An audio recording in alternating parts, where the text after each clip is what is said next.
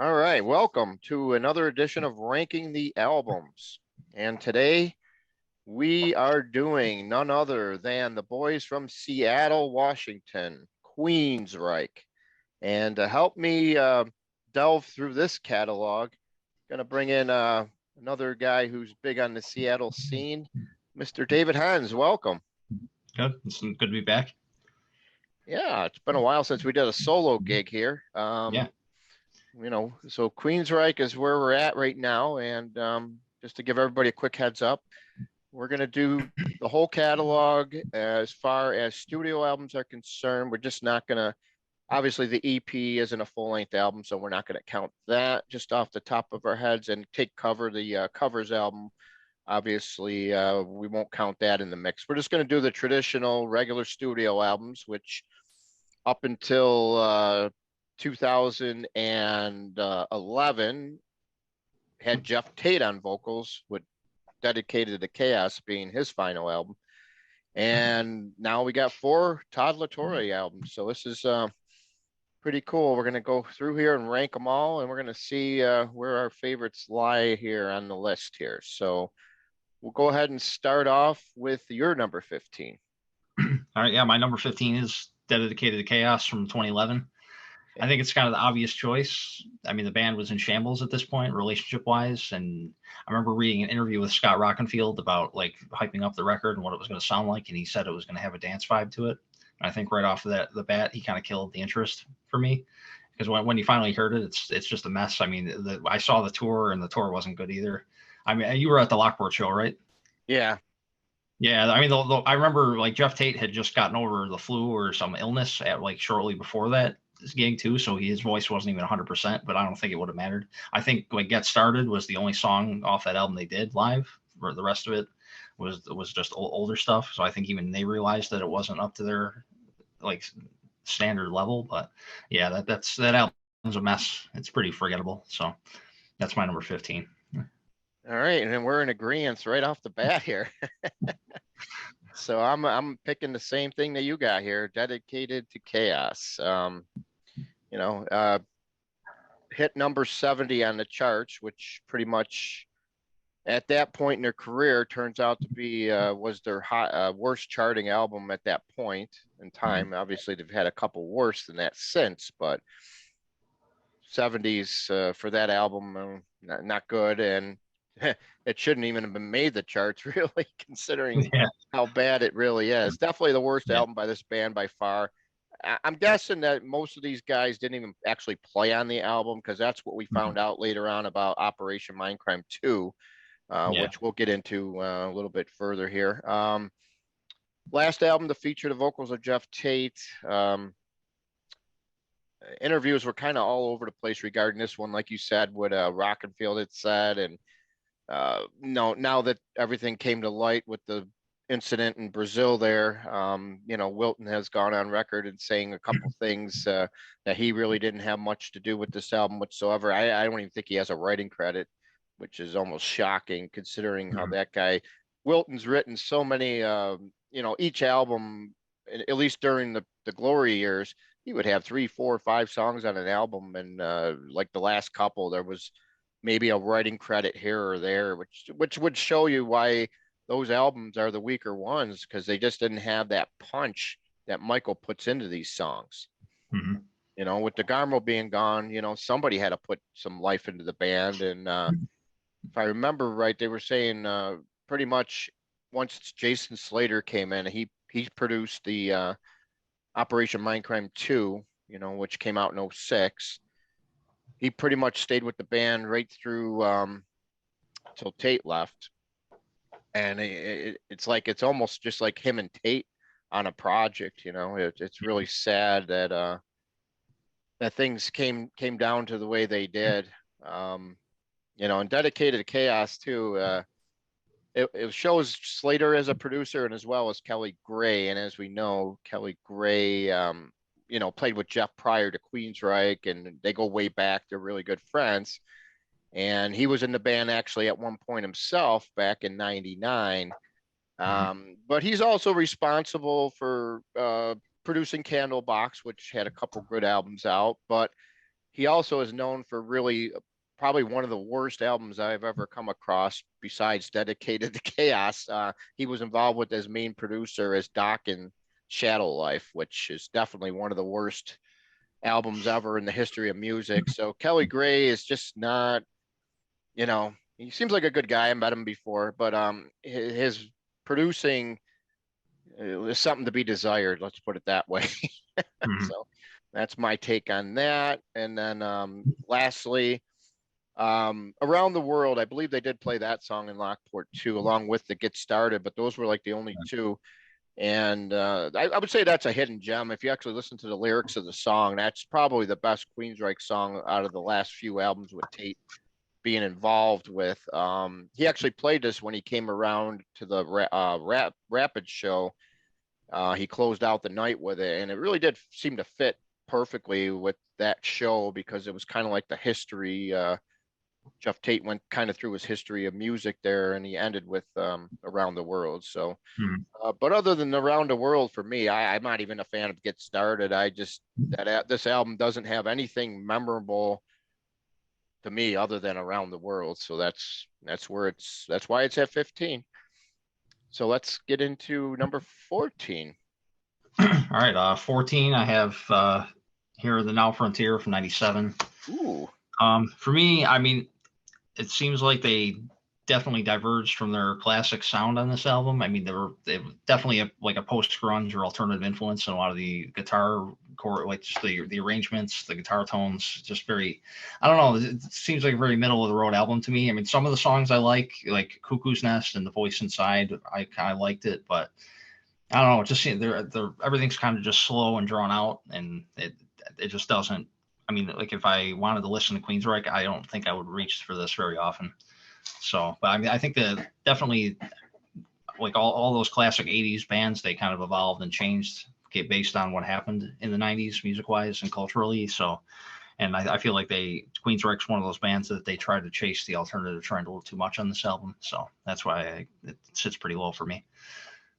Yeah, I was kind of surprised it fell that low for you because I feel there's a few other albums that are just a little bit, obviously Here in the Now Frontier is one that it turned out to be Chris DeGarmo's last, Mm-hmm. with Queensryche. He did come back and had a handful of writing a few songs on Tribe, but other than that, Here in the Now Frontier is like his swan song, but nobody knew about it at the time.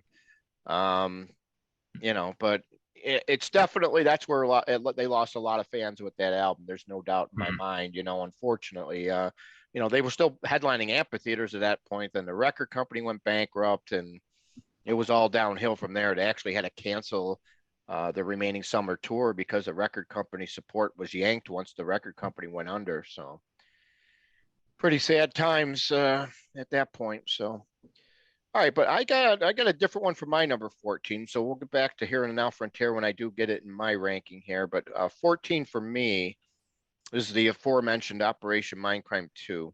I mean, if when you go if you try to go ahead and do like a great album and a sequel, this is going to definitely probably be one of the worst rankings from the prequel to the sequel. It's just not good. And as I kind of touched base earlier, Jason Slater became involved. He produced the album, and we find out now that the shit has hit the fan, so to speak, with the Brazil incident and everything. Rockenfield didn't even play on the album. We find out now at all. Michael Wilton and Ed Bass didn't really do much contributing to the album at all. There's a few songs by Wilton on here as a co-writer. Mike Stone had a big hand in the album, so that was kind of surprising that he would team up more with Stone as opposed to Michael Wilton. But that they said that they had a lot of good ideas for the album, but for whatever reason they just never used them, and it clearly shows. I mean, the cool thing is, on the album, if you look at it, it's a sequel to everything from the original Mindcrime. Ronnie James Dio sings a song on here, which is cool. Um, but overall, there's just a lot of filler.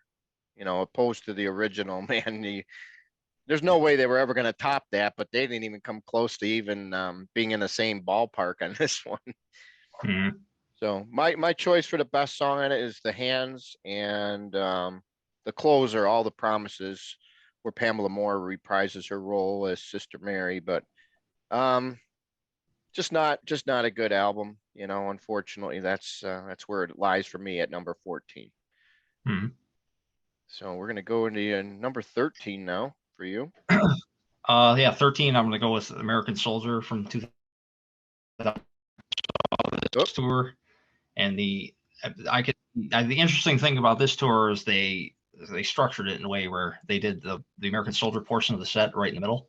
So you got Rage for Order at the beginning, you got American Soldier in the middle, and you got Empire at the end.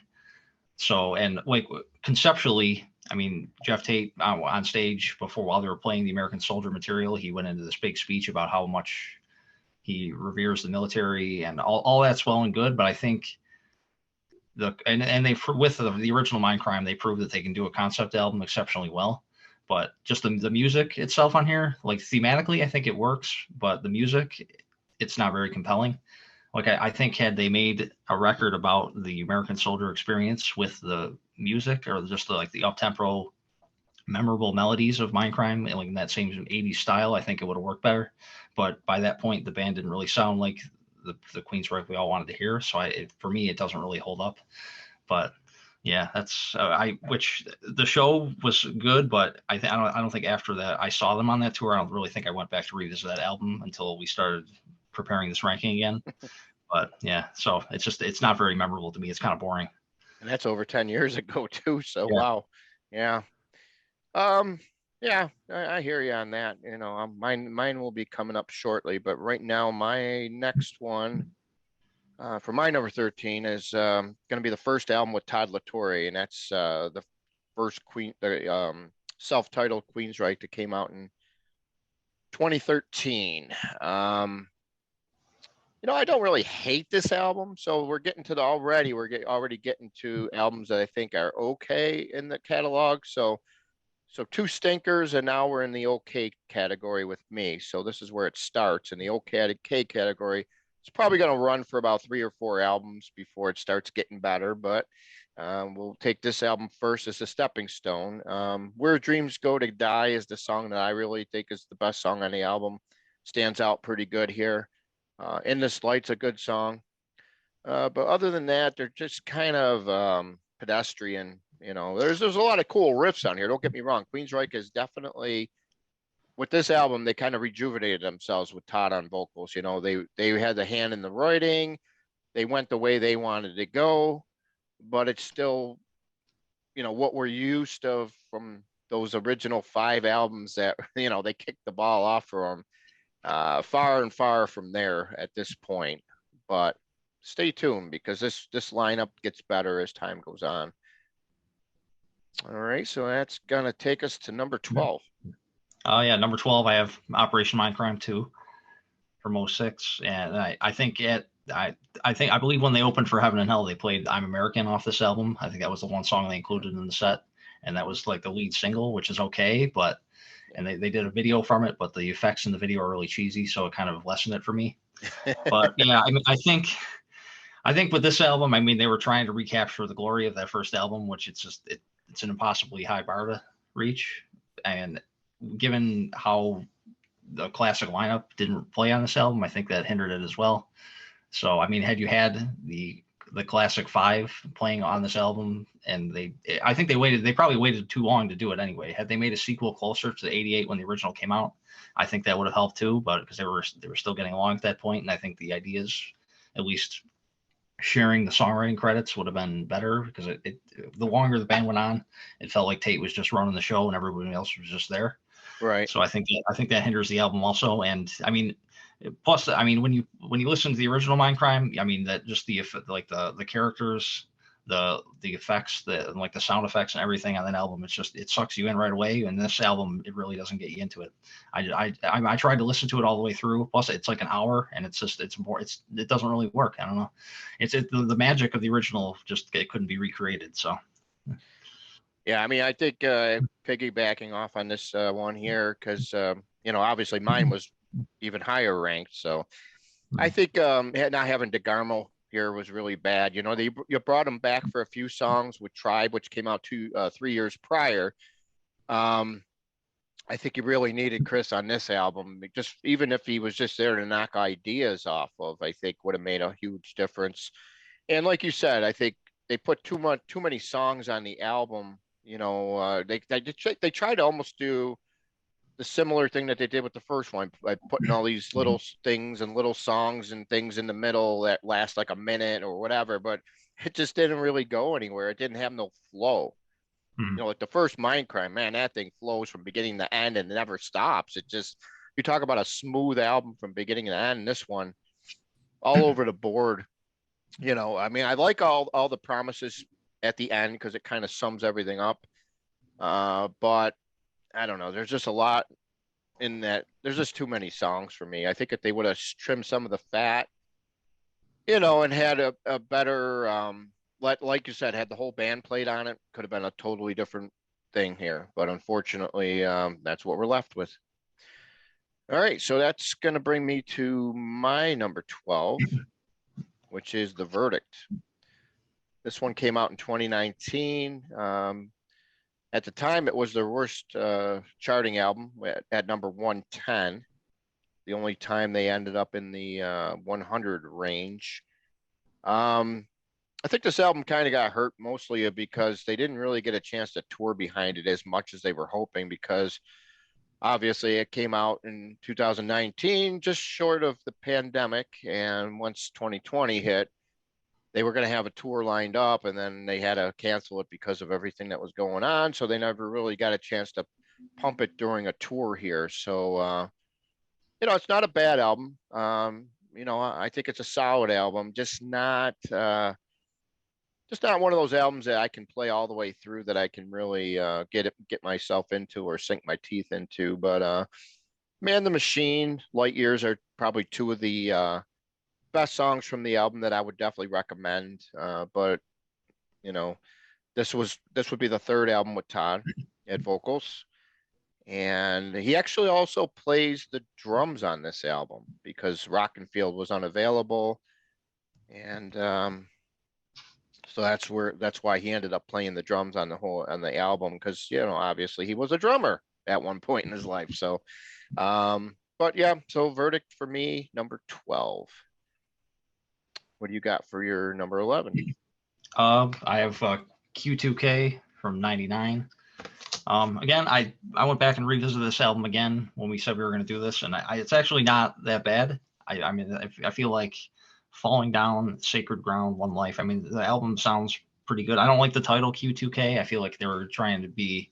Oh, you had a lot of those bands around the late '90s where like it was like the early onset of the internet, and like the whole paranoia about Y2K coming, and it's just it's a little silly. But I mean, because I think even like Jethro Tull had an album called Tull.com, which was just stupid. I think, yeah, I think Marillion did the same thing. Marillion.com. Yeah. Yeah. So I mean, it's just a little silly, but yeah. But this album, I mean, it's pretty good. Burning Man is good. Liquid Sky. I mean, some of these songs are pretty memorable. I don't know how, I didn't see the tour for this album, so I don't know how much of it they played live. But I remember that I think my dad actually went, because I remember I was like 12 years old, and my dad had tickets to go see him at Darien Lake with Iron Maiden. They were the opening act, and he didn't he went without me, so I was a little bummed out about that. But yeah, so but yeah, it's for the later Queensryche period. It's one of the better albums, I think. Okay. Yeah, mine will be a little bit higher up, but yep, I see what you're saying, and I'll elaborate further when I get to my choice there. So my number 11 is gonna be 2015, Condition Human. This would be the second album with Todd La Torre at vocals. Yeah, a little bit higher than the last one. I think it's a little bit more solid of an album. It's got some really good songs on here. I like All There Was. Arrow of Time stands out. Guardian. So a little bit more on here that I can get into. So we're heading in the right direction with this album. A little bit better than Verdict. on the ranking, obviously. I think Queensryche with Todd, it started, it went up a little bit better with the second album, went a little bit down with the third, but by the time we get to the fourth, we'll talk about that one in a little while longer down the road here. But definitely, a solid album, nothing to be embarrassed about. It's an okay album. I'm not going to put it in the Shadow Life category with Dokken or in the Dedicated to Chaos by a mile. It's nowhere near that album. Only by the number that we got ranked here, because this band is really good. So it's really hard to rank these albums. The further you get, I feel the deeper you get into the catalog. Like when we get down to, like, I would say number 6 on, it starts to get really hard for me. So we'll see how that goes here. So looks like we're gonna crack into the top 10. What do you got for number 10? 10, I have Promised Land from '94. But there was a 4-year gap between Empire and Promised Land. So, I mean, obviously the Building Empires tour was a big undertaking. So that definitely that's why it took so long to come up with a follow-up for that album. But yeah, I mean, it's when I talk to a lot of people who are into Queensryche, this is considered like the last album, like the classic period from the Warning to this. But it's a pretty solid album, but I don't know, I like when I'm listening to it, I'm kind of into it, but a lot of it doesn't really stick with me afterwards. Like a lot of the songs aren't that memorable. I think My Global Mind is probably my favorite song off the album, and that's kind of like buried at almost the end of it. But yeah, I mean, there's other good stuff on here like Damaged and Disconnected, and the title track Promised Land is pretty good. But yeah, there's nothing that really jumps out of my speakers when I put it on like the other albums. So yeah, it's an okay album, but it's not up to the previous records. So Okay. All right. So you're got number 10, Promised Land. Mine is going to be one you mentioned earlier in your life here. That was the American Soldier album. That's my number 10.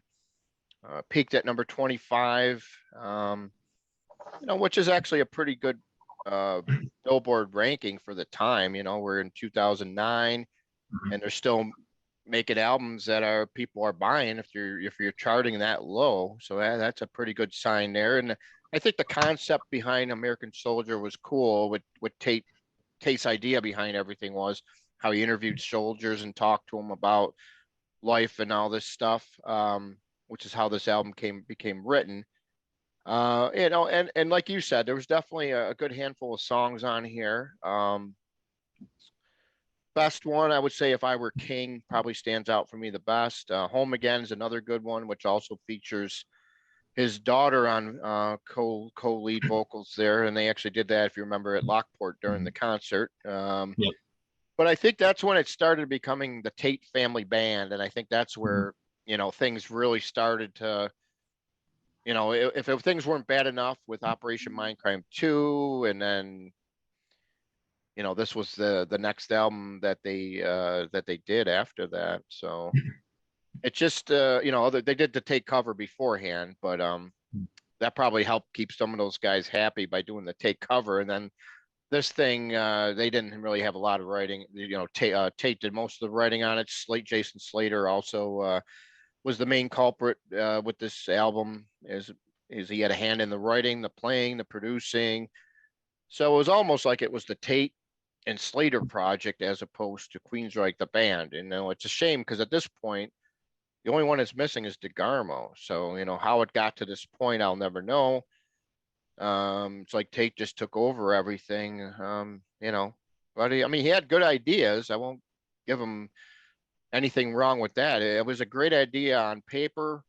I just wish the songs were a little bit more memorable and stronger. Other than that, it's an okay album.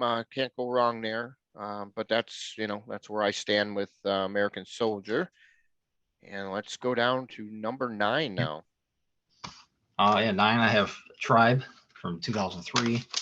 It's a pretty solid album. I like it. I mean, the guitar tones are good. The Desert Dance, The Great Divide, Rhythm of Hope, those are a couple songs I had noted here that really stood out to me when I was listening to it.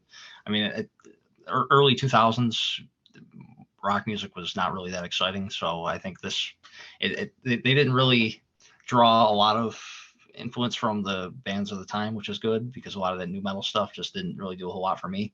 But I think, I mean, Jeff sounds strong on here, and I mean, they brought DeGarmo back for a little bit. So, I mean, it's a pretty solid album. Okay, number 9 for me is also Tribe. We match. Second time so far. Nice. Yeah, so DeGarmo, like you said, he came back at a handful of handwriting credits on here as well as playing credits.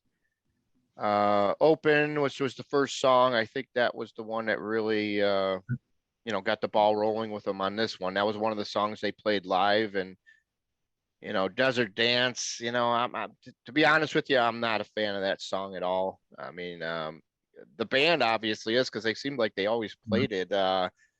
well after the fact on this one. This is one of those songs that carried over, on further tours. But the songs for me actually are, and if do you got the Art of Live album, the live album they did from this period? No, I don't think I have that one. It was kind of like a stripped back type situation. They redid like The Great Divide was on there, Rhythm of Hope. Those are two of the stronger songs, so I think they picked the right ones when they made that live album. Losing Myself was pretty cool. That was the only credit it looks like that Mike Stone had on here. But I thought the album just wasn't what it could have been. Only, with DeGarmo back writing and playing, I expected better. And I think that helped push the album, having him back, because everybody was saying, he's back. And at that point, it went to number 56 on the charts. So even with DeGarmo back, it still wasn't that good of a comeback here, because their previous album was Q2K 4 years earlier, and that Q2K charted, about almost 9 spots higher there. So, it is what it is. It's an okay album, but just not classic Queensryche for sure. So let's dig into where we get closer to that area here. What's your number 8 gonna be? Number 8, I have Queensryche from 2013. The first album was Salvatore. I mean, initially when Tate left, I was kind of reticent about getting back into it, but I don't think I listened to any Todd stuff until maybe 2016, like after the second one came out. But then I started to realize that they're kind of getting back to that classic Queensryche sound in a lot of ways. Like the albums people wanted them to make during Tate's last few years in the band, they started making once he was gone. So I don't know if they were if he was just in charge of the entire creative direction towards the end, and that's what created a lot of the friction. But it seems like when Todd came in, I mean, he sounds like Tate in a lot of ways, but he also he can hit that upper register pretty well. I mean, he's a great singer in his own right. And I don't know if you listen to any of his, like he made a solo record a couple years ago that's really good. It's even heavier than Queensryche, but so he's definitely, he can write his own material and he can contribute in a lot of different ways. And like this album, I think is pretty solid. Like from here on out are all the albums that I consider to be like the peak of Queensryche, like the cream of the crop, so to speak. And like the first one, I know a lot of people like who are fans of the classic era. I know, like personally, I know a lot of people who didn't even want to give it a chance. They said if there's no Tate, they're not going to listen to it, because I think there's like they have like maybe an emotional or a sentimental attachment to a lot of those early records that they're just never going to be topped. But I think they've gotten better with each album that Todd's been on. They've gotten more focused and the songwriting has become more memorable. So, but yeah, the first album is pretty solid. So if anybody out there hasn't listened to it and they haven't given the Todd era a chance yet, I think it's definitely worth your time. All right. Well, my number 8 is the final album that I have here with the Todd era, which is the new one. 2000 came out last fall, 2022, Digital Noise Alliance. The shirt, the tour. This is where the albums start to get good for me here. As opposed to okay or so whatever. What an album. I mean, these guys came out of nowhere with this one. I did an interview with Michael Wilton. Check it up on our YouTube page if you get a chance, but it's interesting how they went about recording this album. They brought everybody all together and they recorded it like the old days, and it seemed to really spark a lot of you know, ideas, and they really came up with a real good album here. There's no doubt.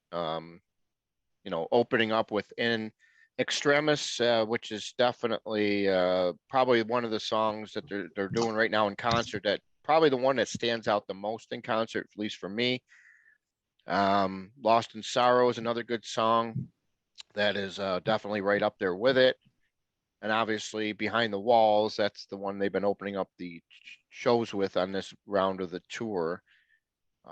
Forest, which is a kind of a unique song because that's kind of like the oddball track on the album because it kind of reminds you more of kind of like a Pink Floydian type song, I guess would be a good word. Kind of if you trying to give it a good analogy.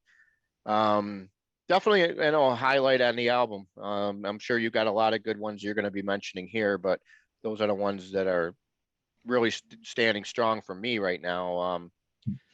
I just feel, and they got Zeus, producing the same guy that's produced all four of the albums during the Todd Mhm. era. So I think everybody on this album did a great, fantastic job, and it was the first album to actually feature Casey Grillo on drums. So I was a little skeptical on Grillo. I'll give him that. When I seen him at because the first time I seen him was at the Batavia show back in 2019.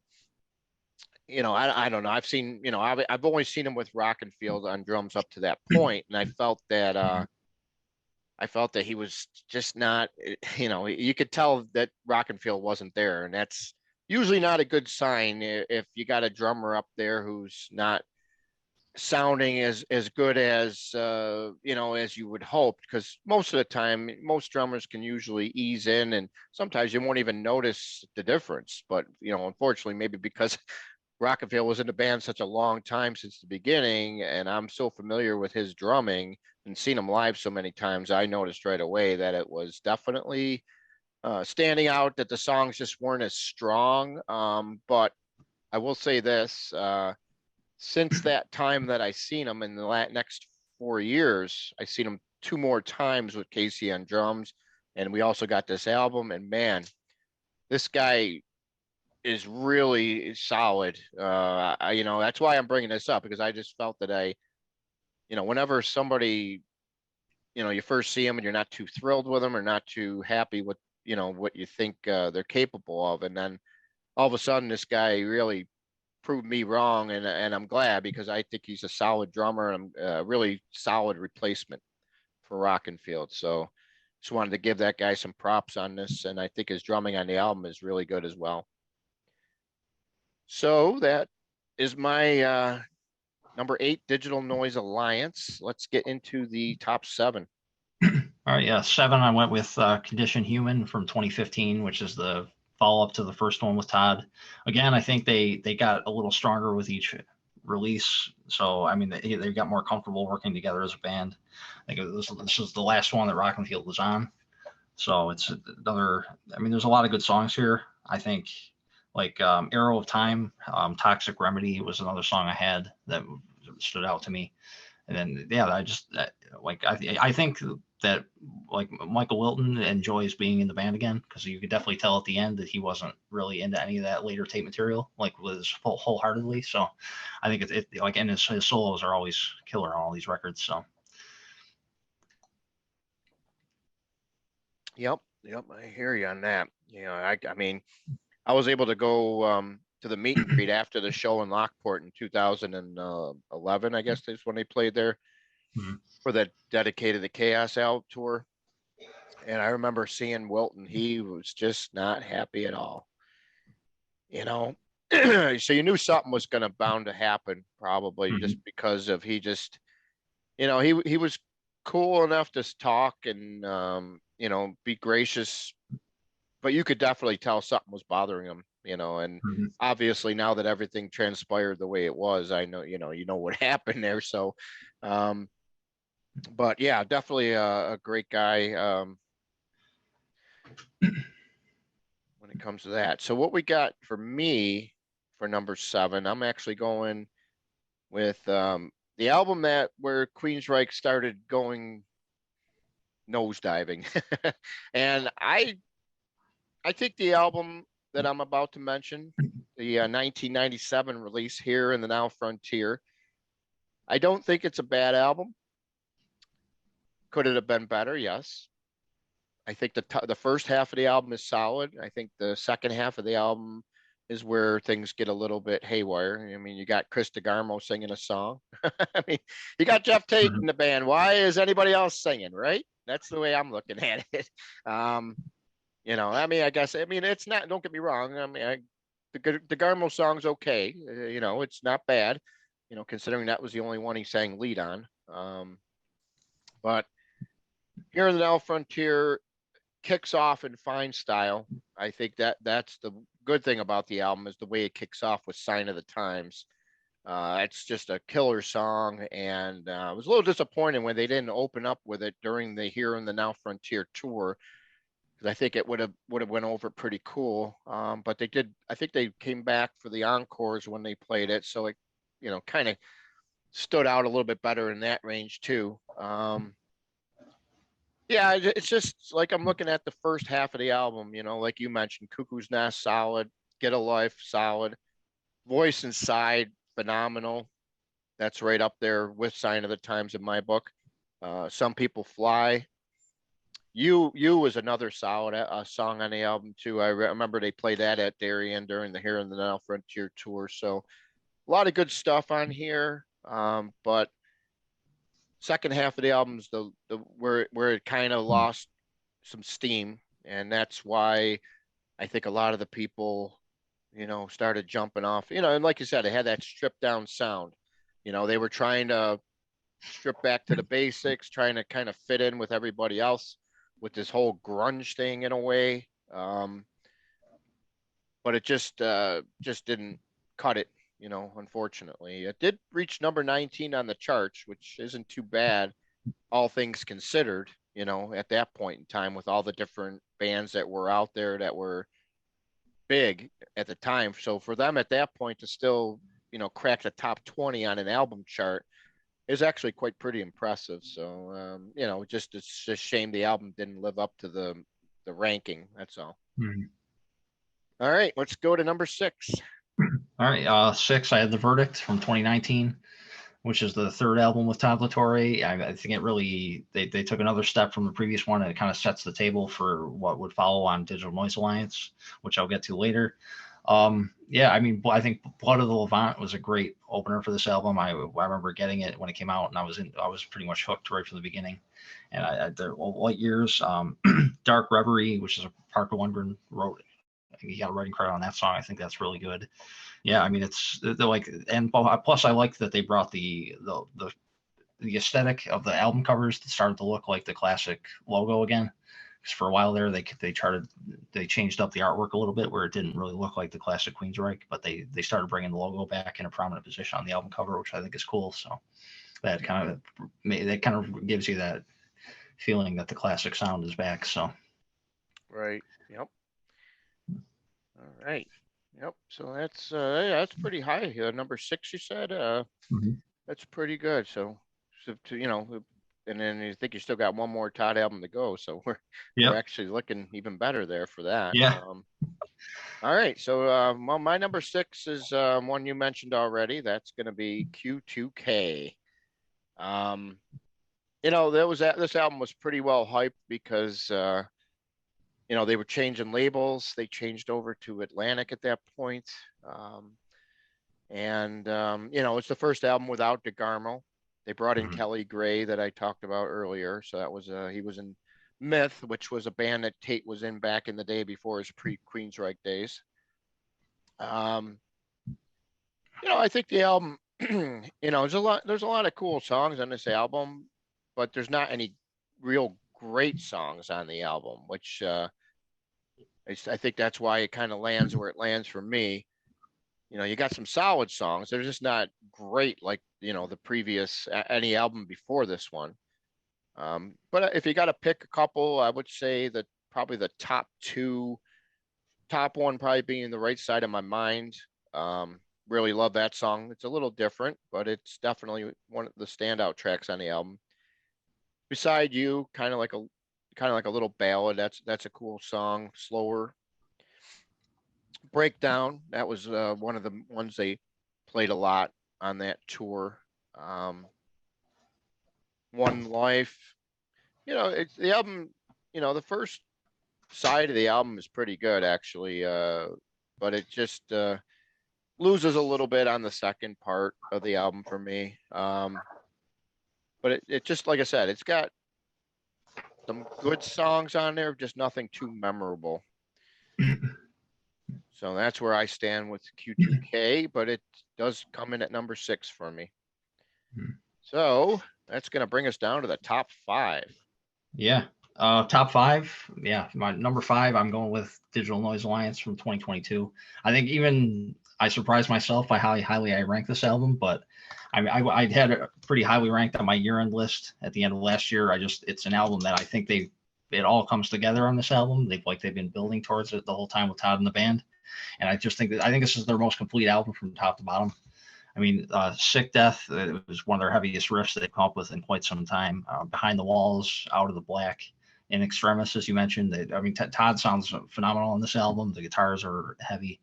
It's just the arranging. I mean, Forest is a great mid-tempo. It's almost a ballad song, and Todd shows you his versatility because he can hit that high Jeff Tate-esque register, but then he can also do the ballads just as convincingly. And I think it really comes together. I mean, I remember interviewing Jeff Tate back in 2012 when he came out with his first solo record, Kings and Thieves. I know it might have been his second solo record, but it was like the first one he made since leaving the band. And he obviously the tensions were still pretty high at that point. And I remember asking him about the split and everything and how he felt about the band carrying on without him. And I remember all he told me, because in preparation for doing this video, I went back and read some of the old interviews I did with him, because I've interviewed Jeff a couple times, and he's always great. I'm a big fan of him, and I've met him before. But I remember he said that it wasn't going to be easy, and he wished them luck. But I think they've kind of proven that they can carry on without him with these records, and I think this album definitely made a statement. So, and it's weird because I know my mom, she's the one who initially got me into Queensryche as a kid. I remember going with her when I was probably like 3 or 4 years old to get Empire when it came out. And I tried to convince her that, because she liked the early records a lot, but when Jeff left, she kind of got out of it. She didn't want to have anything to do with it. But because I think it's kind of a weird concept. Like, you have these classic legacy bands that make these classic records, like from the 80s and the early 90s, like Queensryche did. And I think like the classic fans from that period have so much emotional investment into those records that nothing they could do like later on could ever top that. But I think, like, in a lot of ways, this album, I mean, why can't it be the top 5 album for them? I think the playing is good. They're gelling together as a band. I mean, you saw the tour. I think it seems like they're kind of like getting along like as well as they ever have, So, because I think a lot of these legacy bands, they are kind of up against it in a lot of ways, because they don't get any radio support with a lot of these albums. Right. So you pretty much have to, like, you take a band like Metallica. Metallica has a new album coming out this Friday, and I think people are already lining up ready to just crap all over it, because they're saying that nothing they could possibly do would ever live up to Master of Puppets. But it's in a lot of ways, I feel like Queensryche is in a similar situation where they, they're making really solid material, but I don't know if the fans of like the Mindcrime era will give it a chance and to maybe just consider that it could be as good as the older stuff. But yeah, I think it's definitely the best record that Todd's been involved with. So. Yep, definitely agree with that one for sure. He's definitely best album with him at the helm there. So that was number 5. So yeah, they cracked the top 5 for you. Mm-hmm. And for my number 5 is going to be one that you mentioned already. So I think that's going to leave us. Our final 4 are going to be. We'll see how similar we are, but looks like it'll be the same 4 albums. So that goes to show you, or at least we're in the ballpark together. For the most part. So Promised Land, number 5 for me. Did you know this? Did you know Promised Land is their highest charting album ever? Number 3. That's something a lot of people never seem to bring up. So it's Yeah. hard to believe. Didn't sell the most copies, but it is their let's see, I believe it's their 3rd platinum album, if I'm not mistaken, which usually I am mistaken, right? Yeah, 3rd platinum album. So obviously Empire being the biggest, that's the biggest seller at 3 times. And then Mind Crime and Promised Land both come in at platinum. And the other, Warning and Rage for Order, are both gold. And then other than that, that's what you got. So that's why everybody considers the first 5 usually the cream of the crop in the Queensryche catalog, usually. But yeah, so that's where I got Promised Land. Obviously I seen the tour. It was their most outlandish production ever, elaborate. They played like a full over 2 hours, if I'm not mistaken. Featured, I believe the whole album was played at some point during the night. They didn't do it like in any specific order or anything, but they did play the whole album that night. I Damaged, those, what a way to open up an album. Damaged, I think, is probably my favorite song on the album. And then I really like Out of Mind and Bridge, though, too. Those songs are right up there with Damaged. If they're not neck and neck, they're just a smidge below. A lot of different things on this album. The one song on here that I really just never seem to get into is Disconnected. For some reason. That's one song on here that just seems out of place as a whole for that album. I don't know why that is, but that's it for me on that one as far as Disconnected is concerned. And I think the album ends in fine fashion with Someone Else, probably one of the best ballads Queensryche ever had. Tate really sings his heart out on that song, and that's how they ended that tour, that show was they came back out, did an encore, and they ended with DeGarmo playing the piano and Tate singing Someone Else. So pretty cool, cool tour, cool album. And, it almost seems like that kind of closed the book on that era, really, because after that, we got Here and the Now Frontier, and then everything fell apart from there, really. So this was like kind of like their swan song of their success years, at this point right here. So, all right, let's go down to your number 4. Let's see what you got. All right, yeah, number 4, I'm going to go with Empire from Oh, 1990. I mean, what can I say? It's a classic album for a reason. I mean, every song on it is great. Were you at the show that Jeff Tate did it just before the pandemic, where he played the whole album? yeah. Yeah, which I thought that was excellent. But I mean, his voice sounded tremendous that night. I mean, I think Anybody Listening is easily my favorite song off this album. I think that's it's one of the great album closers from their entire catalog. It's just, it crushes. It's over 7 minutes, but it's just the way it starts out with the quiet singing and then it explodes into the chorus. It's just great. I mean, Best I Can is a great opener. Jet City Woman and Another Rainy Night are good.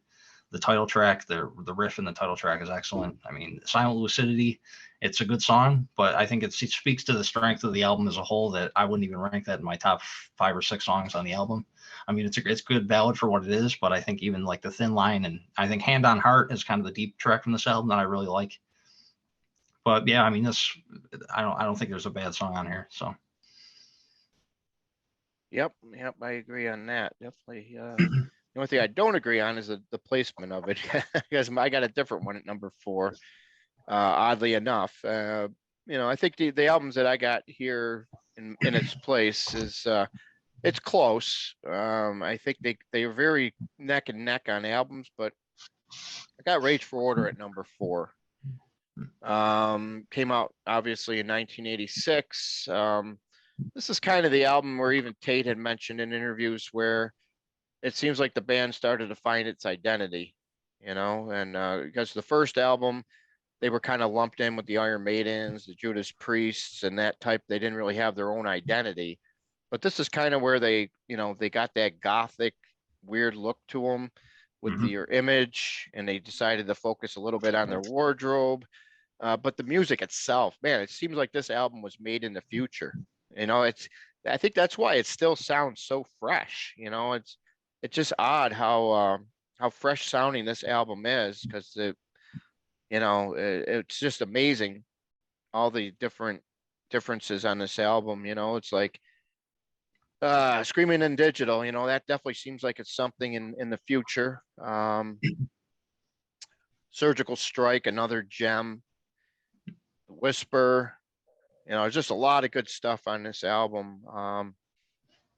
You know, not a bad track to be found on this one either. I think the album closes in great style with I Will Remember, a nice soft ballad, uh, which amazingly enough, on their last US tour together, they played that song in New York City just that one time. It was really weird. They played that song, and then, you know, that was play. I think that was one of their last. That was like one of the last shows on the U.S. tour for dedicated to Chaos, and then the next year they just did like festival dates. They did like the M3. They did I think Rocklahoma, and those were like the last two ever U.S. dates with the original lineup. And then from there, the Brazil incident happened, and then that was the end. So, but you know, Rage for Order, definitely very solid album on my end, and I definitely rank it. You know, I think these albums, at least 2 through 4, could change any given time. You know, that's how close to the rankings are. I mean, for me, you know, it's just a matter of how I like the songs or the album for that particular day. But on this particular day, April 11th, 2023, it's number 4. All right, so let's bring us to the top 3. Yeah, I have Rage for Order at number 3. Nice. So yeah, and if you can see the back cover there, that's when they started wearing the big leather coats and all that. So yeah, I think this album's what their masterpiece in a lot of ways. I mean, Walk in the Shadows is a great opener. The Killing Words is excellent. I think the thematic content on this album, like there's not a lot of like upbeat singles on this album. It's more of like a darker, mysterious album with, I mean, the lyrical content. He's talking about like surveillance and government intrusion and the dangers of artificial intelligence and all this stuff, which is, I mean, the one thing about Tate is his lyrical content and just the themes that he's exploring through a lot of these albums. They're still highly relevant today, and even more so in a lot of ways. So I think a lot of the songs have aged well, even because of that in a lot of ways too. And it was weird, but I remember being at that Town Ballroom show, and when he played Rage for Order first, and it seemed like the crowd was into it, but they weren't as into it as they were when he started after the intermission. He came back out and played Empire. I feel like I feel like people came for the show, like the casual fans, because they wanted to hear Empire, and then they had to sit through Rage for Order just to get to that point. But you know, it's because it's kind of a challenging listen if you're not like acquainted, you know, intimately into the material like we are. So Yeah, you definitely you know, this album, you gotta know some of the material, and it's sadly enough, I mean, it's amazing how great this album is, that it never really got a lot of airplay on the radio. You used to hear maybe Walk in the Shadows. Obviously that's one they've kept in the set forever. And then you got the video, which was they had a video also for the Del Bello cover, which was Gonna Get Close to You, which was really big on MTV. But as far as radio airplay, they never really got a lot off this one, unfortunately. And it's amazing considering how many great songs that are on this album, with like I Dream in Infrared and Newer Regal, uh, The Whisper, you know, just great stuff on here that just, you know, but, you know, if you're a true Queensryche fan, you definitely appreciate this album without a doubt. It's definitely one of the best, and definitely a solid album that anybody who listens to this type of music will always rank and hold dear for sure. So that is your number three. My number three, I'm going back to one I think that you just mentioned, which was Empire, which was obviously their most commercial appealing album. Triple platinum, reached number seven. Silent Lucidity helped really push this album, because it was a top 10 hit and their only top 40 hit, oddly enough. Mm-hmm. Um, but Empire, I remember when I first got it, put it on, and then they open up with Best I Can with that keyboard intro and all that stuff. And I'm thinking, man, what a great song to open up the tour with. And unfortunately, they never really did. They did something else. I think, yeah, Empire, they opened up with Resistance, oddly enough, which is kind of an odd choice for an opener, but they did play the Best I Can, obviously, but they just didn't open with it. I always felt it would have served great as the opening track of the night, since that's how they opened up the album with it. But other than that, this is the album they had the most singles. I think there was like 6 singles released off this album. Just amazing how much airplay this got. Obviously, Jet City Woman being a big airplay. Another Rainy Night Without You, the song Empire, title cut. Um, Another one that probably, this one is my favorite song on the album, and that would be Anybody Listening. Just an epic song, and there was a video for it on MTV. That was one of the singles that was released, but surprised that one didn't do a little bit better. But man, what a great song! I still remember the first time I got to see him do it live. They had a big fan club party in Erie, Pennsylvania, for the 2003. It was a Tribe tour, and what they did was before the concert, anybody that was a fan club member could go to sound check, and they did like a 10-song sound check where everybody got to see it in the theater before the show. And they played it then, and then they played it during the show. Man, oh man, what a great time that was. How many bands let you much less go into a sound check, much less kind of like give you like a mini concert during the sound check, and then you get to see the whole show after. So it was just a really, really awesome time. And yeah, definitely this album, this is one of those ones you never stop playing. You got Empire, you're always going to be slapping it on from time to time, and Jet City Woman and Silent Lucidity, Another Rainy Night Without You. Those are songs you're always going to hear on, on those kind of stations you hear when you walk through out in the public. You hear these songs on regular standard radio, and just a great album all right, all the way around. So that's what I got for my number three. So let's see what happens with two. Yeah, two, I have The Warning, which is their first full length. I mean, it's a classic record. I know Jeff Tate's on the record as saying he hates the mix of the album, and he's not happy with it. But I mean, it's definitely got that raw, classic early '80s metal sound, as opposed to the experimentation they would get involved with later on. But I mean, songs like Deliverance and NM156, I mean, Take Hold of the Flame, it's a great album.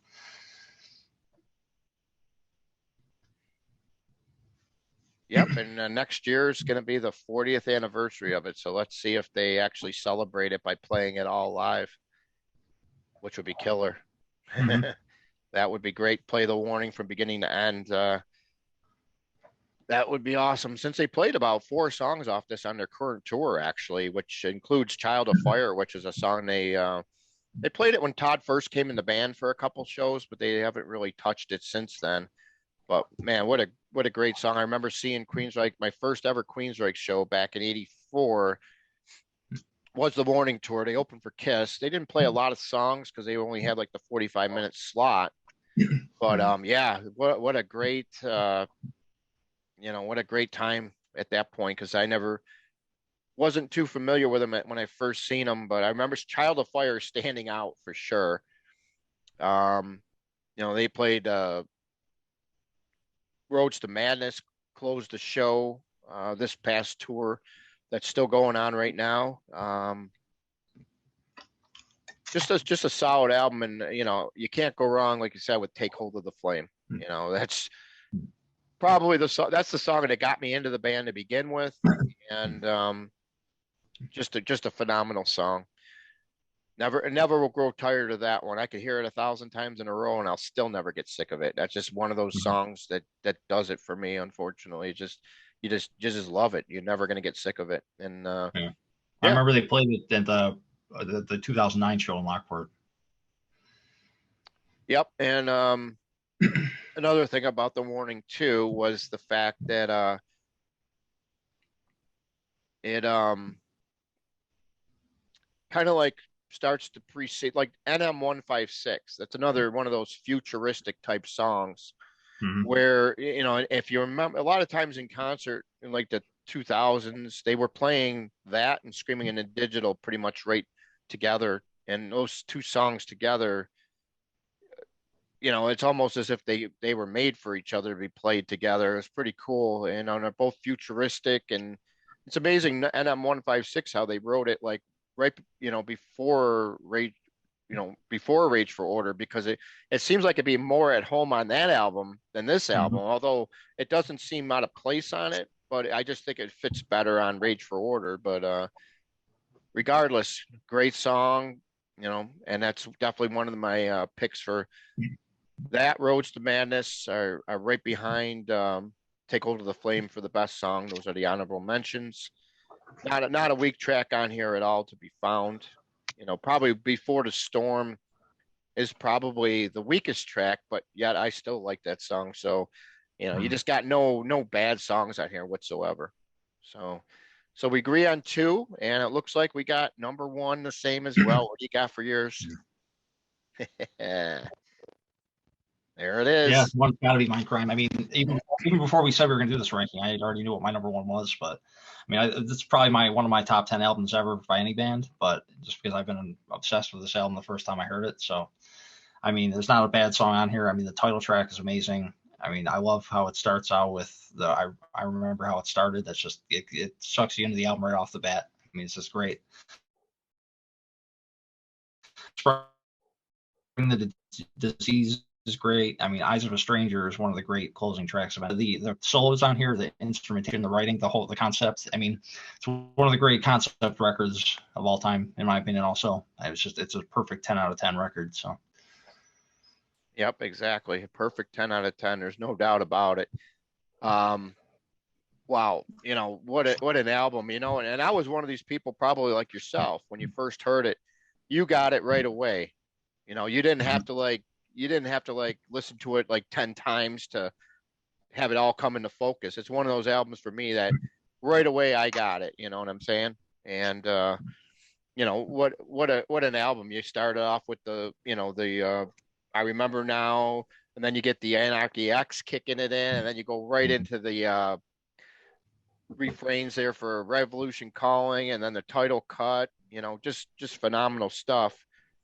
And I think Sweet Sister Mary's kind of like another highlight of the album. It's kind of brings the mood and the tone down, but Mhm. it doesn't lose anything. It just makes it for a more enjoyable album. And then from there, you go into probably one of the fastest songs on the album with The Needle Lies. It just brings it up back to it kind of ends the one side with Sweet Sister Mary, and the next side you flip it over and you're going into The Needle Lies. It just presses the pedal to the metal, and then you end it in just great style with Breaking the Silence, I Don't Believe in Love, My Empty Room, which they did on this tour right before Eyes of a Stranger, which was cool because they don't always do that. Just great stuff. It's a shame that in the whole legal battle with Tate that they can't perform this album in its entirety. Only Tate can, Mhm. which is kind of garbage. I mean, who cares if they perform it? I mean, it doesn't really make a lot of sense why they can't perform it. It's not like they're going to go out on every tour and just do Mindcrime. You know what I'm Mhm. saying? I know. So I mean, Well, if they, for a while, it seemed like that's what Tate was going to do because I know he performed at the Ralph in 2016 all the way through. So yeah, but I mean, he has the right to do it, obviously. But just yeah. a shame that Mhm. they took away the right for the band. Because Tate Tate's able to go out there and perform whatever albums he wants to in its entirety. I Mhm. don't see Yeah. why and Wilton had a big hand on Mindcrime. You know, you look back, I don't know why Mhm. Tate acts like he's the only one that had a part of Mindcrime in a way, because if you look at the songs that Wilton had a hand in on this album, you know, you got, I remember now, okay, Revolution Calling was him and Tate. Mhm. The three of them, DeGarmo, Tate, and Wilton had the title cut. But then Speak, Spreading the Disease were just Tate and Wilton. My Empty Room, Tate and Wilton. The Needle Lies, Tate and Wilton. So, you know, if anything, Michael Wilton should have had had a good say in that, because he wrote half the album, you know, with Tate, and you know, Mhm. DeGarmo did his half. But it's just strange how, you know, how things ever came to be with this band. You know, it's just a shame.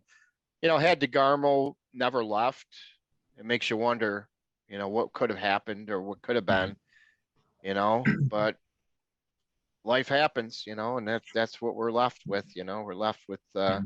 Tate doing his thing, you got Queensryche doing their thing. So I mean, in reality, you know, I guess it's a good thing for the fans because they get to see both if they choose to, and you get more of a chance to see you know, the songs performed live, you know. So Mhm. that's Yeah. one thing, you know, you're never going to get Tate out there playing solo, not doing Queensryche songs, you know.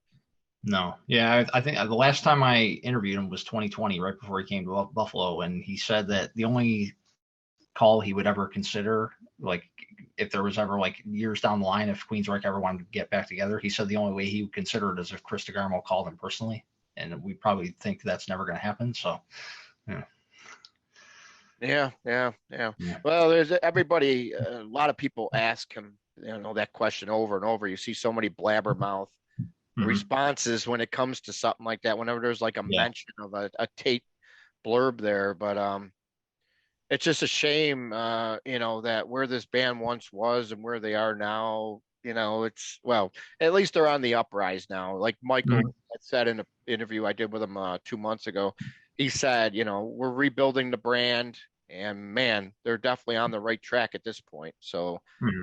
it's good to see, you know, great to see. Queensryche is, you know, back, and they're almost to the point of, you know, it's making people really optimistic for the next album, which is cool, Hmm. you know. And so obviously we didn't do the EP or the take cover, but what did you want to mention about the EP? Yeah, I mean the EP is, I mean, tremendous, just based on like Queen of the Reich and the Lady Wore Black alone. I mean that Jeff Tate already pretty much solidified his legendary metal status with just his voice on those songs alone. I think is just killer. I mean, plus it's got that early '80s gritty production, which is great. So it's one of the great EPs of that era. Yeah. I mean, you don't always see bands always start off with EPs either. So, you know, Rat Dead, that's another famous EP. But for the most part, you know, bands when they got signed, they were usually doing full length releases. But you know, this album, this EP, definitely solid from beginning to end. The four songs that are on there, and it's interesting how Tate in my interview was where things kind of got blown up on Blabbermouth because I had asked him, you know, about Queen of the Reich and why he didn't sing it anymore, and he called it juvenile, and Yeah. just felt that it wasn't a true representation of everything that was going on, which is weird because that's pretty much the song that helped name the band, and you know, Hmm. and Wilton, you know, I interviewed him a couple times, and the first time I ever interviewed him, he mentioned the fact that you know, that's one of the that's the one song that he feels is like the band's most potent, important song to the band because it gave them their identity, and it's just a great song from beginning to end. It's got all the power and you know, just a great song. And when I asked him about, you know, what Tate had to say about it at that time, because I interviewed Tate before I interviewed Wilton, and Hmm. he couldn't believe that Jeff said that about that song. He was just shocked, you know, because the band holds that song near and dear. Yeah. At least Michael did, you know, and I don't know what anybody else's take is on it, but I know that Tate Hmm. really shot it down. And interestingly, um, Tate actually started performing this song this year, Queen of the Reich. Oddly enough, I don't Yeah. know. I'd love to interview him again and ask him. So Mhm. what's the change of heart there, Jeff? I thought you Yeah. said it was. I love to get that response just to see. Maybe he realized. It said, maybe I was a little hard on it. Who knows? But I just found that interesting. As far as that goes. But EP solid. Lady Wore Black, another powerful song that really was, one of the. It's always one of the highlights when they play it live. And Blinded, just a great album, great EP. 4 songs. That's the one that got him signed to the big label. And other than that, we got one other one to mention. That's the Take Cover. What'd you want to mention about that one? Yeah, Take Cover, definitely some interesting song selections for what they chose to cover on this album. I remember at the 2007 show when they opened for Heaven and Hell at Darien Lake, they played the Welcome to the Machine Pink Floyd cover, which is interesting. And like other ones where they tried Bullet the Blue Sky from U2, which is one that was on there. It doesn't really work for me. I remember what else I think the Synchronicity 2, the Police, they tried that one, which Jeff Tate's vocal on that's pretty good. But yeah, it was kind of a weird collection of stuff that they chose to take on that album. So Yeah, they definitely was cool. I think Neon Nights was one of the standouts too when they did the Sabbath song. That was pretty cool how they did that one. I'm trying to think what other else was on there. Like you mentioned, Bill with the Blue Sky. Red Rain, that was an interesting take. The Peter yeah, Gabriel song, that was cool. yeah, Yeah, it was definitely not a bad job, really. I mean, I think they expressed the way they recorded them, the way they wanted to express them. And this is one of those albums you could probably put on and you don't have to you don't have to skip songs really. Just let it flow through, Definitely yeah. probably one. I would say if we ever did a ranking on cover albums, I would probably say this one definitely would probably be in my top 5. So other than that, that's about where we stand with Queensryche then. So yeah, sounds good. It was great talking Queensryche with you here. Yeah. So